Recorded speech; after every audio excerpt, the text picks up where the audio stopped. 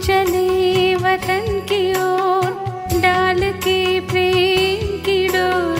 हम चले वतन की ओर डाल के प्रेम की डोर।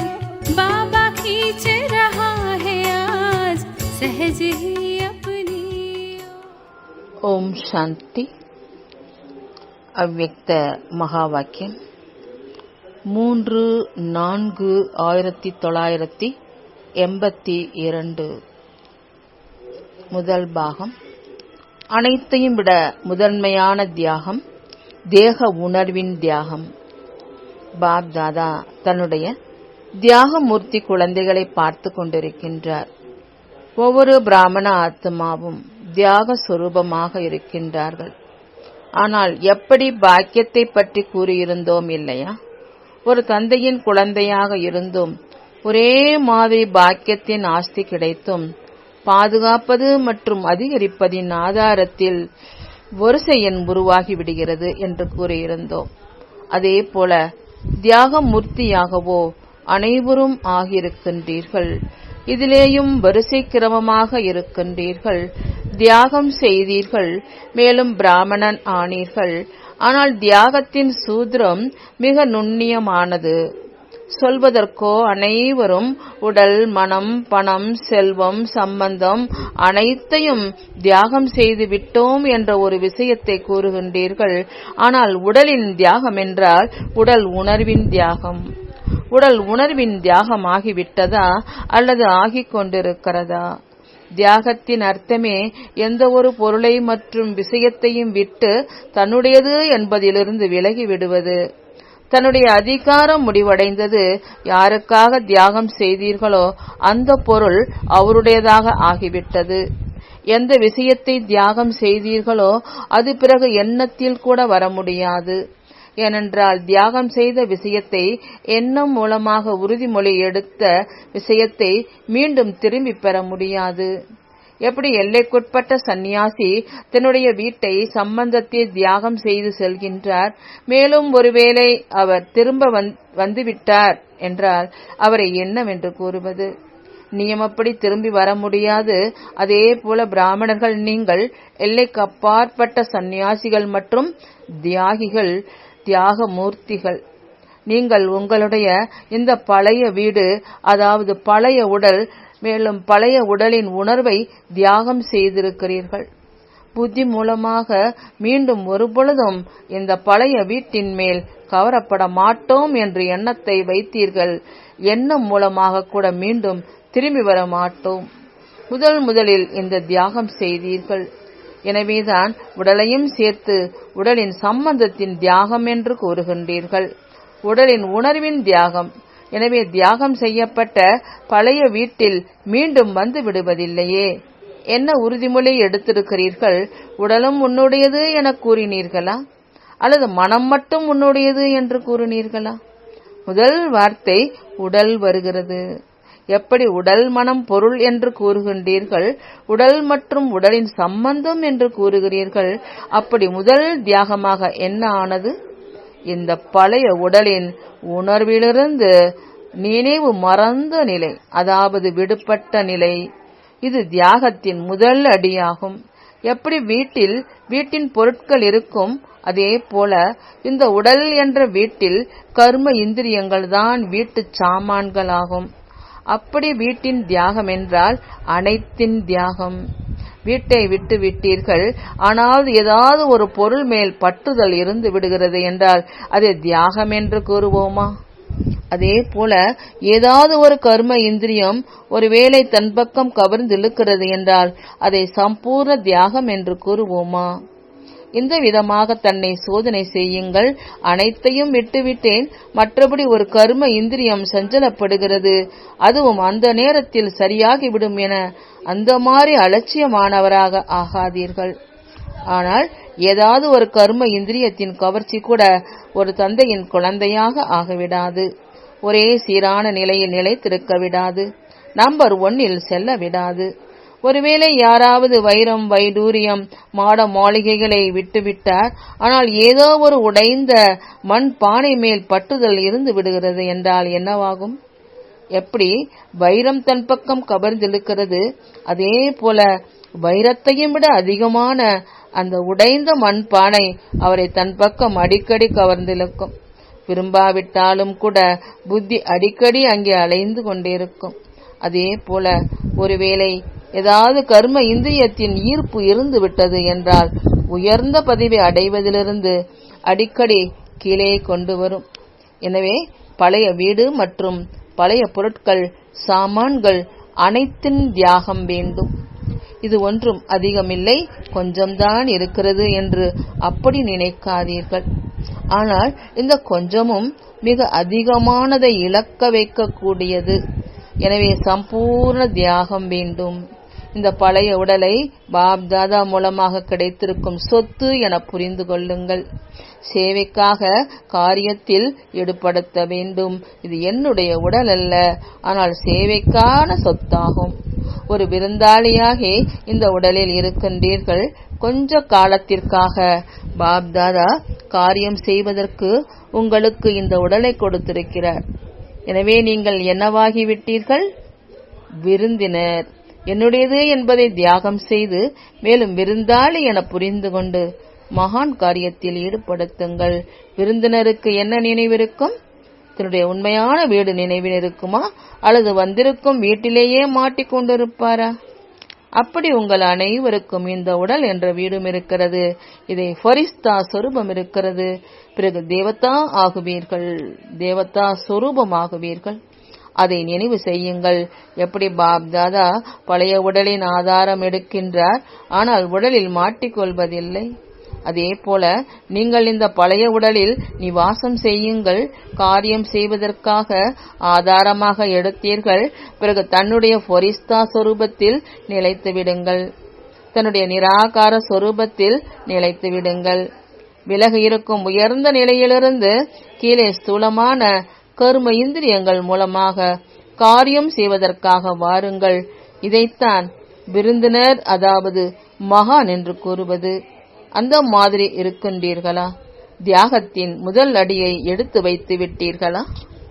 தற்சமயம் யாருமே தன்னை குறைந்தவராக நினைப்பதில்லை என்று பாப் தாதா நகைப்பூட்டும் விஷயத்தை கேள்விப்படுகின்றார்.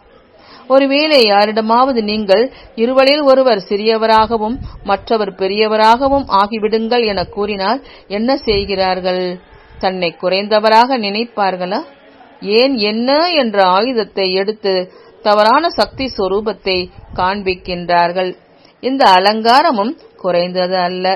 எப்படி அனைத்து சக்திகளின் அலங்காரம் இருக்கிறது, அதே போல மாயா மற்றும் ராவணனின் புஜங்களும் கூட குறைந்தது அல்ல.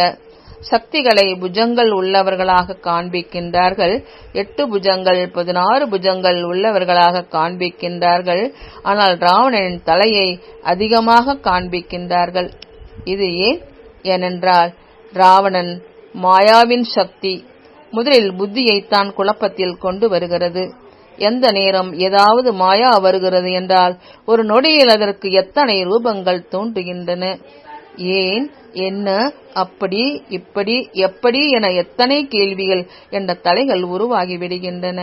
ஒன்றை வெட்டினோம் என்றால் இன்னொன்று உருவாகிவிடுகிறது. ஒரே நேரத்தில் 10 விஷயங்கள் புத்தியில் உடனடியாக வந்துவிடும். அப்படி ஒரு விஷயத்திற்கு 10 தலைகள் வந்து விட்டன இல்லையா? இந்த விஷயங்களின் அனுபவமோ இருக்கிறது தான் இல்லையா? பிறகு ஒவ்வொரு தலையும் தன்னுடைய ரூபத்தை காண்பிக்கிறது. இவ்வாறு 10 தலைகளின் ஆயுதம் தரித்தவராக ஆகிவிடுகிறார்கள். சக்தி என்றால் சகயோகி, அபிமானத்தின் தலை உள்ள சக்தி அல்ல. ஆனால் எப்பொழுதும் அனைத்து புஜங்கள் உள்ளவர், அதாவது அனைத்து சூழ்நிலைகளிலும் சகயோகி. ராவணனின் 10 தலை உள்ள ஆத்மாக்கள் ஒரு சின்னஞ்சிறு சூழ்நிலையில் கூட ஒரு பொழுதும் சகயோகியாக ஆக மாட்டார். ஏன், என்ன, எப்படி என்ற தலை மூலமா தன்னுடைய தவறான அபிமானத்தை வெளிப்படுத்தி கொண்டே இருப்பார். ஏன் என்ற கேள்விக்கு தீர்வு கண்டீர்கள் என்றால் பிறகு எப்படி என்று தலை நிமிர்ந்து நிற்கும். அதாவது ஒரு விஷயத்தை தீர்வு செய்வீர்கள் என்றால் பிறகு இன்னொரு விஷயம் தொடங்கிவிடும். அந்த இன்னொரு விஷயத்தை சரி செய்வீர்கள் என்றால் மூன்றாவது தலை உருவாகிவிடும். அடிக்கடி இந்த விஷயமோ சரித்தான் என்று கூறுவார்கள். ஆனால் இது ஏன், அது ஏன் என்று இதைத்தான் ஒரு விஷயத்திற்கு 10 தலைகள் கொடுக்கும் சக்தி என்று கூறுவது. இந்த மாதிரியானவர்கள் சகயோகியாக ஒரு பொழுதும் ஆக மாட்டார்கள். எப்பொழுதும் ஒவ்வொரு விஷயத்திலும் எதிர்ப்பு தெரிவிப்பார்கள். அப்படி எதிர்ப்பு தெரிவிப்பவர்கள் ராவணனின் சம்பிரதாயத்தை சேர்ந்தவளாக ஆகிவிட்டார்கள் இல்லையா? பிராமணன் ஆகிவிட்டார் என்றாலும் அந்த நேரத்தில் அசுர சக்தியின் பிரபாவம் இருக்கின்றது. வசமானவர்கள் ஆகிவிடுகின்றார்கள். மேலும் சக்தி சொரூபமானவர்கள் ஒவ்வொரு சூழ்நிலையிலும் ஒவ்வொரு காரியத்திலும் எப்பொழுதும் சகயோகியாக இருப்பார்கள். சகயோகத்தின் அடையாளம் புஜங்கள். எனவே எப்பொழுதாவது ஏதாவது குழப்பம் இருந்து காரியம் நடக்கிறது என்றால் என்ன வார்த்தை கூறுகின்றீர்கள்? அவரவர்களின் விரலை கொடுங்கள் என கூறுகின்றீர்கள். அப்படி இது சகயோகம் கொடுப்பதாக ஆகிறது இல்லையா? விரலும் கையில்தான் இருக்கிறது இல்லையா? ஆக புஜங்கள் சகயோகத்தின் அடையாளம்தான். அப்படி சக்திகளின் புஜங்கள் மற்றும் ராவணனின் தலையை புரிந்து கொண்டீர்களா? எனவே நான் எப்பொழுதும் சகயோகியாக ஆகியிருக்கின்றேனா என தன்னை பாருங்கள். தியாகம் நிறைந்தவராக ஆகுவதற்கு முன்பு முதல் அடியாக தந்தையை பின்பற்றி அடியெடுத்து வைப்பதை செய்தீர்களா? பிரம்மா பாபாவை பார்த்தீர்கள், கேட்டீர்கள். எண்ணத்தின் வாயில் எப்பொழுதும் என்ன இருந்தது? அவர் தந்தையின் ரதம். உங்களுடைய ரதம் யாருடையது? பிரம்மா பாபா மட்டும் ரதத்தை கொடுத்தாரா, அல்லது நீங்கள் அனைவரும் ரதத்தை கொடுத்தீர்களா? பிரம்மா பாபாவின் உடலில் பிரவேசம் செய்வதின் பங்கு வேறு ஆகும். ஆனால் நீங்கள் அனைவரும் கூட உடல் உன்னுடையது என கூறினீர்கள் என்று உடல் என்னுடையது என கூறவில்லை.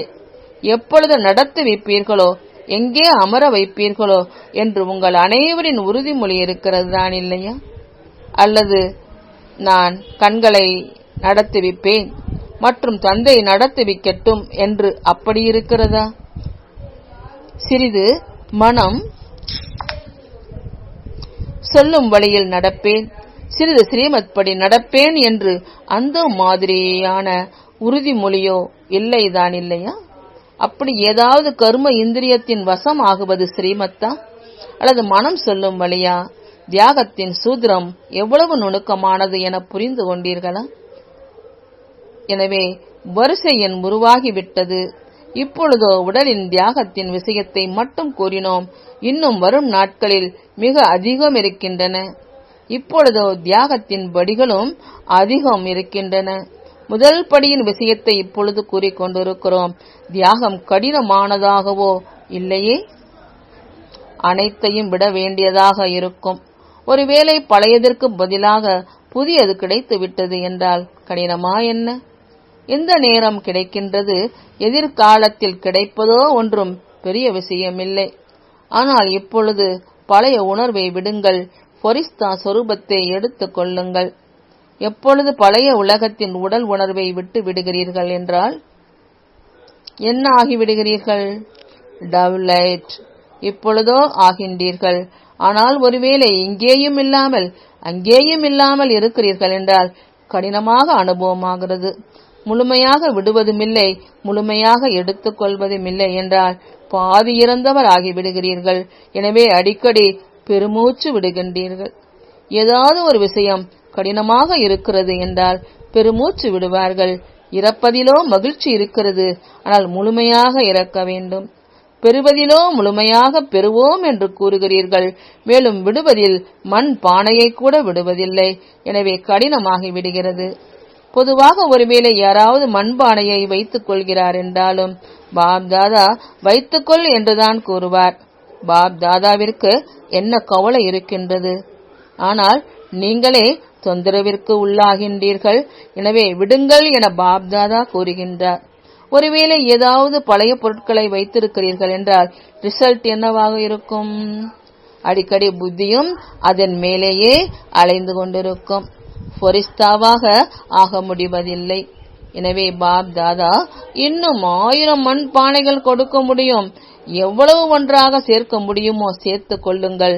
ஆனால் எங்கு குப்பை இருக்குமோ அங்கு என்னவாகும்? கொசு. மேலும் கொசு யாரை கடிக்கும்? எனவே பாப் தாதா குழந்தைகளின் நன்மைக்காகத்தான் பழையதை விட்டுவிடுங்கள் என கூறுகின்றார். அரைகுறையாக இறப்பவராக ஆகாதீர்கள். இறப்பது என்றால் முழுமையாக இறந்து விடுங்கள். இல்லை என்றால் நன்றாக உயிரோடு இருங்கள். கடினம் எதுவும் இல்லை, ஆனால் நீங்கள் கடினமாக்கி விடுகிறீர்கள். சில நேரம் கடினமாகி விடுகிறது. எப்பொழுது ராவணனின் தலை முளைத்து விடுகின்றதோ அப்பொழுது கடினமாகி விடுகிறது. எப்பொழுது புஜங்கள் உள்ள சக்தி ஆகி விடுகிறீர்கள் என்றால் சுலபமாகி விடுகிறது. ஒரு அடியின் சகயோகம் மட்டும் கொடுக்க வேண்டும், மேலும் பல மடங்கு அடிகளின் சகயோகம் கிடைப்பது ஆகிவிடுகிறது. ஆனால் முதலில் ஒரு அடி என்ன எடுத்து வைக்க வேண்டியது இருக்கிறதோ அதில் பயந்து விடுகிறீர்கள். கிடைப்பதை மறந்து விடுகிறீர்கள். கொடுப்பது நினைவு வந்து விடுகிறது. எனவே கடினம் அனுபவமாகின்றது. நல்லது. அந்த மாதிரி எப்பொழுதும் சகயோகியாக இருக்கும். எப்பொழுதும் தியாகம் மூலமாக சிரேஷ்ட பாக்கியத்தை அனுபவம் செய்யும். ஒவ்வொரு அடியிலும் தந்தையை பின்பற்றி நடக்கும். எப்பொழுதும் தன்னை விருந்தினர், அதாவது மகான் ஆத்மா என புரிந்து கொள்ளும். அந்த மாதிரி எல்லைக்கு அப்பாற்பட்ட சந்நியாசம் செய்யும் சிரேஷ்ட ஆத்மாக்களுக்கு பாப் தாதாவின் அன்பு நினைவுகள் மற்றும் நமஸ்காரம். तुम बच्चों को तो सर्विस करनी है, जो बाबा कहते हैं सबको ये बताओ कि देखो तुम्हारा एम एंड ऑब्जेक्ट ये है, एक गीता है बगैर, ये राजयोग है ना बच्चे। कैसे है राजयोग? बिल्कुल सहज है कि बाप को याद करो तो ये वैसा मिलेगा तुमको। ओम शांति।